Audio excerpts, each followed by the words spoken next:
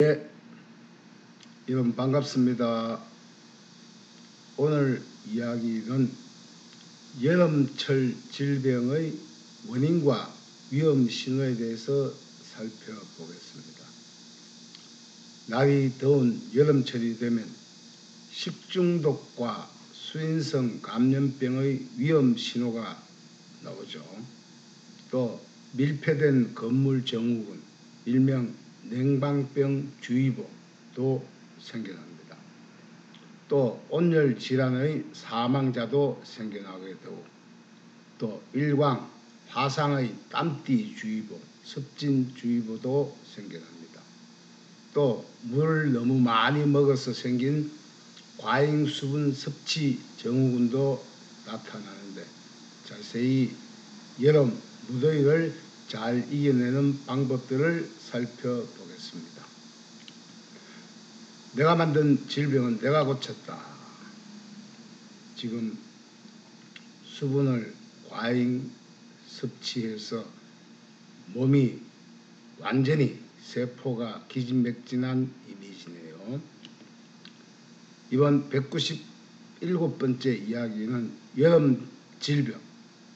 여름 질병의 위험 신호를 살펴보는 시간입니다. 오늘 이야기는 제 책 상권 246쪽에서 253쪽까지 펼쳐진 이야기를 새롭게 구성했습니다. 첫 번째, 여름철 식중독과 수인성, 물로 인한 감염병의 위험 신호를 살펴보겠습니다. 아랫배가 차가서 배가 아프죠. 배가 살살 아프면 이미 식중독 경보죠. 자, 첫 번째, 오염된 음식이나 끓여 먹지 않은 물 등을 통해서 세균, 살모넬라, 병원성 대장균, 비브리오균 등이 몸에 들어왔을 때 우리 백혈구가 이를 싸워서 이겨내지 못하면 발병을 하고, 면역 기능이 뛰어난 사람은 또 그냥 넘어가게 됩니다.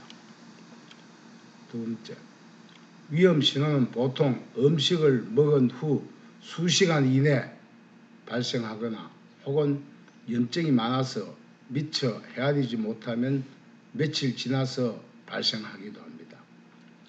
급성 구토를 하거나 심한 복통 혹은 설사를 동반하며 아랫배가 차갑고 아프게 나타납니다. 세 번째, 응급신호는 보통 설사에 피가 섞여 나오는 혈변이 나타나거나 또는 38도 이상의 고열이 동반되어 탈수로 인해서 소변량이 급격히 줄어들고 머리가 무겁고 현기증이 나고 어지러운 빈혈 증세를 보이기도 합니다.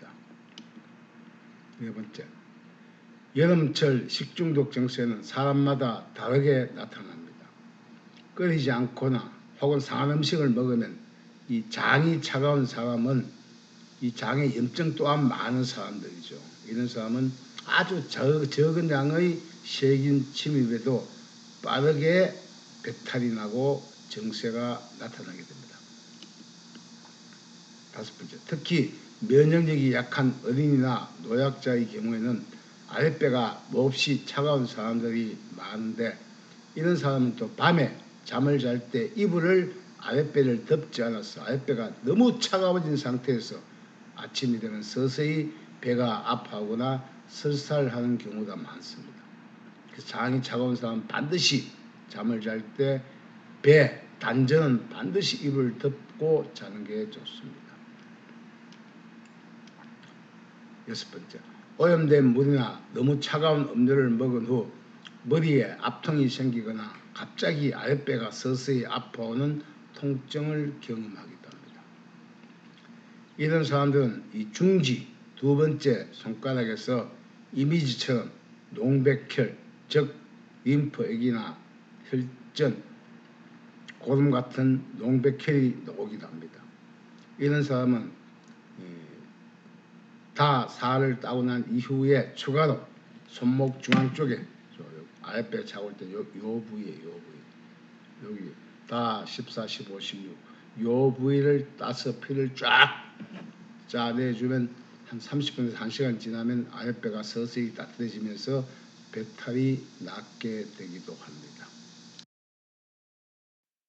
두 번째, 밀폐증후군, 일명 냉방병주의보죠. 지금 날씨가 더운 여름인데도 이불을 덮고 몸에 체온은 높은데 본인은 정작 추워 죽을 지경이죠. 이게 바로 냉방병입니다. 이미지 보면 따뜻한 물에 샤워하거나 혹은 손을 따도 좋고 샤워를 하거나 손 따기를 해도 쉽게 해결이 됩니다. 첫 번째, 실내외의 극심한 온도 차이로 인한 냉열의 저체온증과 실내의 환기 부족에서 오는 저체온 냉방병이 발생합니다. 두 번째, 일부는 에어컨의 냉각수가 오염되어서 레지오넬라균이 체내에 유입되어 백혈구와 샤워, 폐배하였기 때문에 역시 이런 증세가 옵니다. 세 번째, 주된 위험 신호는 초기에는 감기처럼 시작이 됩니다. 코에서 콧물이 찡 나다가 뒤어 코가 이제 딱 막히고, 그 다음 편도가 세균과 싸워서 지게 되면 편도가 붓거나 따갑고, 이때부터 이제 뇌압이 높아져서 머리가 아프고 두통이 생기거나 재채기를 하고 기침을 하면서 이제 열이 올라가기 시작해요. 네 번째, 냉방병의 특징적인 신호는 우선 몸이 무겁고 쉽게 피로해지며 손발이 붓거나 관절이 결리는 듯한 전신의 몸살 기운이 생기고 소화가 잘 되지 않고 하복부, 아랫배가 불쾌감, 차가운 느낌을 주기도 합니다. 다섯 번째, 실내의 온도가 너무 낮으면 상대 습도가 낮아지기 때문에 실내의 나쁜 공기가 오래도록 정체되어서 이 호흡기성 기관, 코, 폐에 질환이 발병하기도 합니다. 여섯 번째, 밀폐된 건물 증후군이 난 새로운 병명이 생길 정도로 냉방병은 차가운 에어컨 바람에 오랫동안 노출될 때 저체온 부위가 많아지며 서서히 저 차가워진 만큼 심장에 뛰는 피는 머리로 솟구쳐서 뇌압을 높여서 이 면역력이 약해지며 생기는 질병입니다. 일곱 번째, 보통 가벼운 감기 증세를 보이게 되는데 여름철에 감기에 걸려서 가벼운 몸살에서 고열을 동반한 폐렴으로 진행되는 경우까지 생기기도 합니다. 그래서 여름철은 실내와 실내의 온도가 5도 정도 차이가 적당해요. 5도 더 이상 실내가 더 차가워지면 이런 냉방병이 발생하기도 합니다. 세 번째, 온열 질환은 사망으로 이어지기도 합니다. 지금 땀을 너무 많이 흘리고 있는 다한증 환자의 이미지네요. 첫째가 더위를 먹게 됩니다. 흔히 이걸 열사병 혹은 온열 질환이라 하죠. 이 더위를 먹는 것은 지속적인 고온다습한 환경에서 체내 열을 내보내지 못하여 몸의 체온 조절 기능의 이상으로 혼수 상태, 어지러워 혼절하게 되는 경우를 말합니다. 두 번째, 뜨거운 열이나 햇빛에 오랫동안 노출되면 우리 몸의 시상 하부의 명령으로 이 미토콘드리아의 열 생산이 억제되며 열을 만들지 못한다. 즉 ATP 형성을 하지 못하니까 결국은 체내 영양 부족이 생기겠죠. 일사병, 열사병 혹은 열경련을 하게 됩니다. 세 번째, 또 피부 혈관을 확장시켜 열을 배출하며 피부 온도를 낮추고 호흡 촉진을 통해 열을 계속 방출하는 가운데 서서히 이제 피부 호흡이 미약해지다가 그 한계를 초월하면 이 체내 조직들이 무기력한 더위 경기, 즉 더위를 먹게 됩니다. 즉 온열 질환자가 되는 것입니다. 네 번째, 폭염에 장시간 노출되면 인체 내 흡수한 열을 발산하지 못하면서 열을 더 높여 모세혈관을 확장시키면서 저체온 부위의 염증 부위로 이 지질이나 염증, 노폐물을 버리게 되면서 이제 식은땀이 나게 되고 맥박이 서서히 빨라지게 됩니다. 5번째, 체내 과다한 염증 양상으로 체내 혈류가 막혀 체온을 내리게 만들고 열탈진, 열경련, 열피로 등 열성경기의 온열 질환으로 목숨이 위태롭게 되는 경우까지 생겨나게 됩니다. 그래서 건강한 사람은 아무리 더워도 숨이 절대 차지 않죠. 호흡 곤란을 겪지 않습니다. 숨이 가쁘다 하면 내 폐의 90% 이상이 염증으로 막혀 있다고 생각하면 됩니다. 그러나 체내 염증이나 저체온 부위가 많아지면 이런 사람은 면역력이 낮은 사람으로 사망에 이르게 되기도 합니다. 7번째, 따라서 더위를 먹은 사람들은 대부분 원인 모를 병명에 기력이 쇠퇴하여 무기력함으로 반드시 혈류 손따기로 혈류를 열면 1시간 정도 후 되면 회복으로 이어지게 됩니다. 그래서 온열 질환은 손따기 후에 응급실로 가는 것이 좋습니다. 4번째, 일광, 즉 열, 화상의 땀띠주의보. 땀띠만 나는 것이 아니고 그 림프절에 있던 사타구니 결방의 염증도 함께 빠져나와요. 섭진도 여름철이 가장 심하죠. 지금 땀띠가 나서 끓고 있는 장면이네요. 첫 번째, 여름철 어린이 피부 질환으로 일광 화상의 후유 증세입니다. 강한 자외선으로 땀샘이 막힘으로 인체, 즉 체내 염증이 빠지면서 발생합니다. 이 염증이 빠져나오는 것은 좋은 현상이에요. 그것이 빠져나오지 않고 오래 몸 깊숙하게 있으면 그게 암으로 발전을 하죠. 2번째, 햇빛에 노출된 피부가 빨갛게 홍반으로 부어오르기도 하고 화끈거리며 통증이 심해집니다. 이 체내 고인 염증이 피부로 빠지며 물집이 잡히기도 합니다. 3번째, 땀띠 신호는 보통 목, 접히는 부분들, 목, 가슴, 겨드랑이 등 접히는 부위에 붉은색이나 투명한 좁쌀 같은 발진이 생기며 몹시 가렵거나 따끔거리게 됩니다. 가려우면 긁어서 짐을 빼는 게 좋겠죠. 4번째, 땀띠는 몸속 깊숙한 곳에 염증이 날씨가 뜨거워지며 염증이 피부로 나오려고 발악하는 현상입니다. 즉 몸 안에 있는 고염은 제살이 못 되죠. 언젠가는 빠져나올 건데 날씨가 더우니까 이때다 싶어서 이제 염증을 출구를 열어서 탈출하는 것이 바로 땀띠, 섭진이에요. 이런 건 딴 거 없습니다. 이 주위 붉은 부위 주위 바늘로 살짝 벼르르 찔러 놓으면 저절로 염증하고 진물이 나와요. 2-3번 하면 바로 낫게 됩니다. 약을 발라서 아무리 발라봐야 속에 있는 염증이 빨리 나오게 할수록 더 빠르게 나왔습니다. 5번째, 열 발진을 보통 땀띠라고 부르는데 높은 체온으로 그간 막혀있던 곳의 염증이 피부로 빠지는 현상입니다. 목, 가슴, 상부, 사타구니, 팔과 다리 안쪽 혹은 붉은 뽀루지, 섭진, 물집 등으로 나타나는 증세입니다. 6번째, 여름철 뜨거운 열기는 체내에 가장 깊숙하게 있는 신경조직 혹은 림프절 부위 혹은 저체온 부위의 혈류가 열리게 되어 그간 쌓여있던 노폐물, 염증, 림프액, 고름 등이 피부로 나오려고 발악하는 시즌이 바로 여름이에요.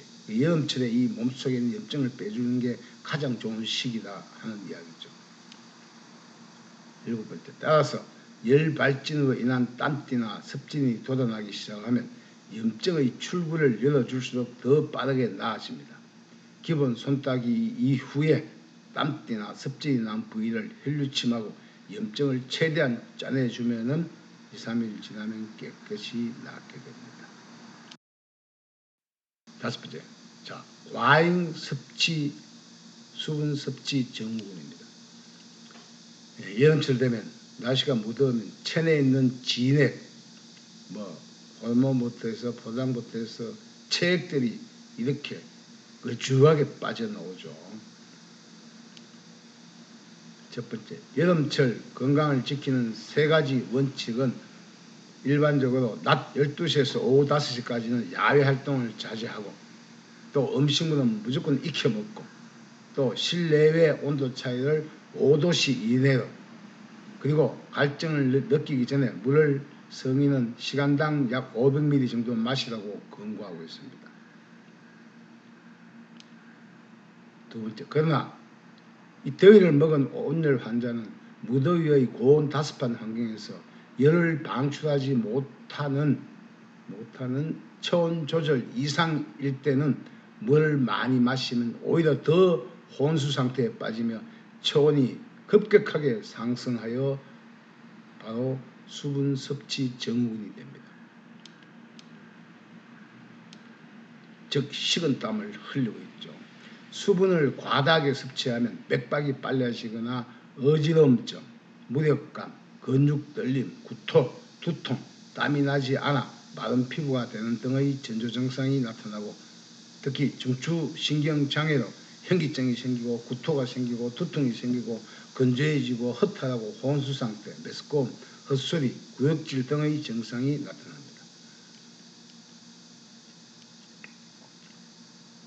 과다 수분을 섭취하면 세포 속에 있는 미토콘드리아의 대사장애를 발생시킵니다.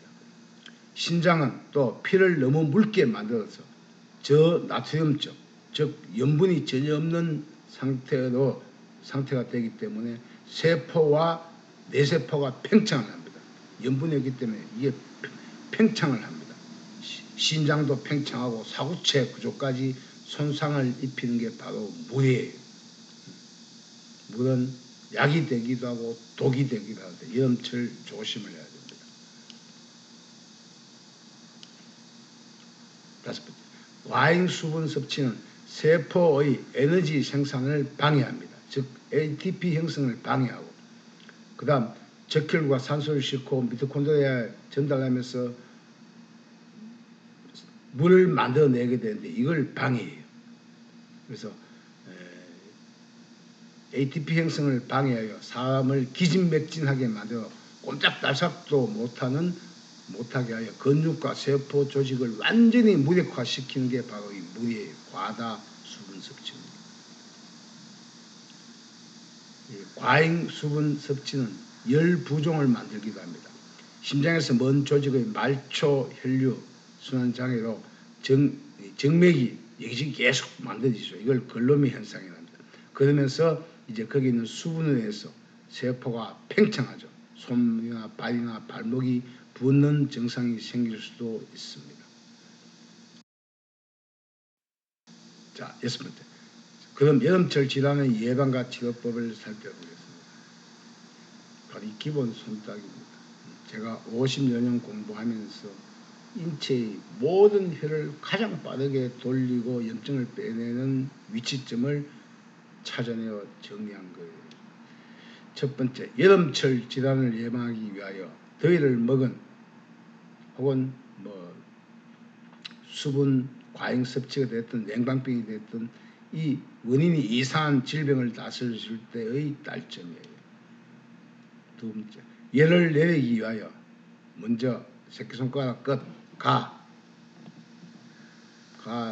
피 분사되면 안 나올 때까지 짜내야 됩니다. 마도 마찬가지입니다. 두 개를 따고 그 다음 다사, 위장 주변, 폐 살리고 나사, 그 다음 라사, 요 딱 5군데 위치를 따고 피를 최대한 짜냅니다. 양손 다 따려면 1시간 정도 걸려요. 자, 이때 짜다 보면 중지, 다사나, 약지, 나사 부위에서 이런 염증, 피 속에 농백혈, 염증, 림프액 이런 것이 섞여서 함께 빠져나오게 됩니다. 이 모든 노폐물질은 농백혈이라고 이야기합니다. 약지에서 나왔는데요. 이미지처럼 농백혈이 나온 손가락 부위는 3일차 이후에 한 번 더 따주고 그 다음에 일주일 정도 지나면 다시 기본 손따기를 한 번 더 해주세요. 그럼 대부분의 여름 질환은 치유가 됩니다. 다섯 번째, 체내 에너지가 고갈된 경우에는 세포 속에서 우리가 보통 포도당과 산소가 결합해서 ATP, 에너지를 만들죠. 이 만들고 남는 부산물이 바로 이산화탄소와 물입니다. 이산화탄소는 다시 정맥에 실려서 폐로 보내서 우리가 내뱉게 되고 물은 우리 인체에 사용하죠. 그래서 물을 만들어내기 때문에 따라서 수분 섭취를 줄여야 됩니다. 수분 섭취를 줄이고 오히려 소금, 농도 짙은 소금물이나 농도 짙은 음료를 마시면 2, 3일 정도 되면 회복이 됩니다. 여섯 번째, 여름철 질병은 평소 저체온이나 염증으로 혈류가 막힌 부위가 많아서 무더위의 높은 고열이 되면 피가 머리로 솟아오르면서 뇌의 압력을 높여서 생기는 현상입니다. 즉 제정신이 아니게 되는 현상이 여름철 질병이에요. 그래서 날씨 더울 때 피부로 나오는 두드러기, 아토피, 습지 모든 것은 절개해야 됩니다. 왜? 몸 깊숙한 곳에는 염증이 빠져나오는 것은 무조건 절개해야 됩니다. 먹어서 병이 되고 나오는 것은 무조건 빼낼수록 빠르게 낫습니다. 일곱 번째, 미리 예방하시는 것이 가장 좋습니다. 평소 기본 손따기를 한두 번이라도 다쳐준 사람은 여름철 질병을 잘 이겨 나갈 수 있기 때문에 유명을 달리 하지 않게 됩니다. 즉 온열 질환으로 사망하지 않게 된다는 이야기입니다. 널리 홍보하셔서 아까운 목숨을 잃지 않는 사람들이 많았으면 좋겠습니다. 예, 오늘 이야기는 여기까지네요. 자, 내가 만든 질문은 내가 고쳤다. 다음 198번째 이야기는 체내 저산소증, 체내 저산소가 되면 생겨나는 현상. 저산소가 되면 반대로 활성산소가 많다는 이야기죠. 그 다음 세포 안에 미토콘드리아도 죽고 세포도 확장되어 붓고 살이 찌고 하는 등 저산소증의 위험 신호에 대해서 다음 시간 살펴보도록 하겠습니다. 예, 긴 이야기 시청해 주셔서 감사합니다.